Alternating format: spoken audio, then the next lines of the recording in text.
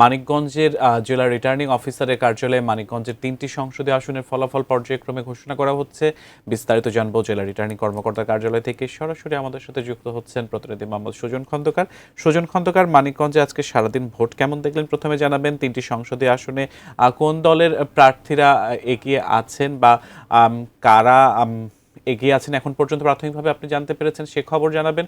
গণভোটের বিষয়ে কোনো কিছু জানা থাকলে আপনি আমাদের বলবেন। আপনাকে আমি এই মুহূর্তে রয়েছি মানিকগঞ্জ জেলা সামনে। আপনি ঠিক দেখতে পাচ্ছেন এইখানে কিন্তু এখন বাজে রাত প্রায় 11:30। এখনো কিন্তু মানিকগঞ্জের যে 3টি সংসদীয় আসন রয়েছে এই 3টি সংসদীয় আসনের বিভিন্ন ফলাফল কিন্তু আসছে, এখনো কিন্তু এসে পৌঁছায়নি। আমি যদি আপনাদেরকে 3টি সংসদীয় আসনের মধ্যে মানিকগঞ্জ 1 আসনের যে ফলাফল ইতিমধ্যে নির্বাচন কমিশনের হাতে এসে পৌঁছেছে, আমি এটা একটু বলি। মানিকগঞ্জ 1 আসন মূলত ঘিওর, দৌলতপুর ও শিবালয় নিয়ে গঠিত। এখানে মোট ভোট কেন্দ্র হচ্ছে 180টি, ফলে এসেছে হচ্ছে 136টি আসনের।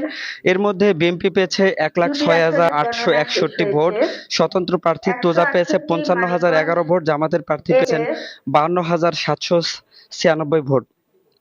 আমি যদি একটু মানিকগঞ্জ 2 আসনের কথা বলি, মানিকগঞ্জ 2 আসনটা মূলত হরিরামপুর ও সিংগারি নিয়ে গঠিত। এই আসনে মূলত মোট কেন্দ্র হচ্ছে 186টি কেন্দ্র। এর মধ্যে আমরা 91 বিএনপির ধানের শীষের প্রার্থী মনিরুল ইসলাম খান শান্ত, উনি 86,403 ভোট পেয়েছেন।